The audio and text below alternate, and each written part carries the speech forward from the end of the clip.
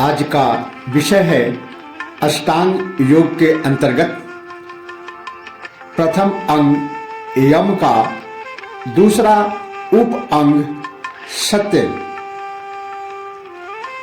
सत्य के प्रतिष्ठा के विषय में महर्षि पतंजलि योग दर्शन साधन पाद सूत्र 36 में लिखते हैं, सत्य प्रतिष्ठायाम क्रियाफला आश्रयत्वम।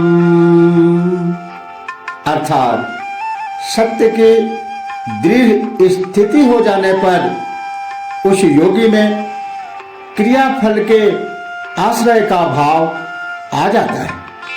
वह जो कहता है वह हो जाता है। इसी प्रकार योगी का जब सत्य भाव दृढ़ हो जाता है तो उसमें क्रिया फल के आश्रय का भाव आ जाता है। सत्य बोलने तथा उसके पालन में बड़ी शक्ति निहित है। इसीलिए अध्यात्म में सत्य पर काफी जोर दिया है। रामचरितमानस तुलसीदास का कहना है,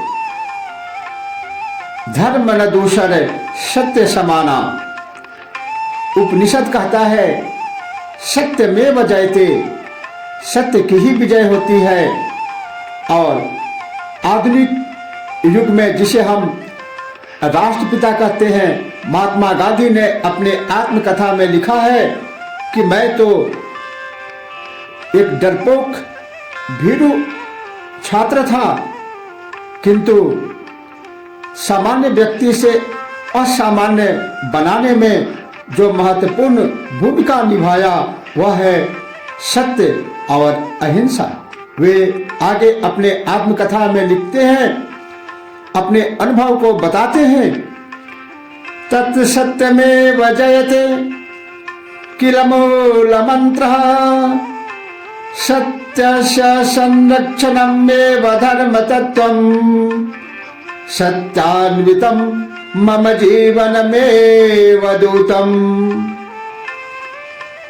सत्य की ही विजय होती है, इस मूल मंत्र को मैंने अपने जीवन का आदर्श बनाया और सत्य पूर्ण मेरा जीवन ही मेरा अपने अनुयायियों के लिए संदेश है।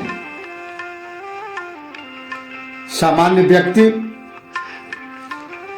अपने कर्मों का फल अवश्य भोगता है, किंतु सत्यनिष्ठ योगी यदि उसे कोई वरदान, शाप या आशीर्वाद दे देता है तो वह इन सब कर्म फलों का उल्लंघन करके सत्य हो जाता है। पुराणों में ऐसे अनेक उदाहरण मिलते हैं कि ऋषि के शाप अथवा वरदान का फल देवताओं तक ने भुगता है। ऐसे व्यक्ति की वाचा सीधी हो जाती है, उनका वचन निष्फल नहीं जाता। कहते हैं, सत्य के मार्ग पर चलना एक तेज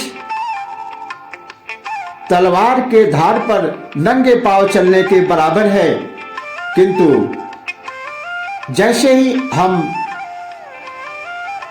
सत्य का संकल्प लेते हैं और अपने जीवन में सच्चाई को लाते हैं, परमात्मा की कृपा से वह तेज तलवार का धार भी हमारे पैरों में, हमारे जिस्म में इतनी ताकत आ जाती है कि कुछ नहीं बिगाड़ पाता और हम अपने जीवन में सफल होते चले जाते हैं। इसीलिए सत्य के महत्व को समझते हुए सभी शास्त्रों ने इसकी प्रशंसा किया है।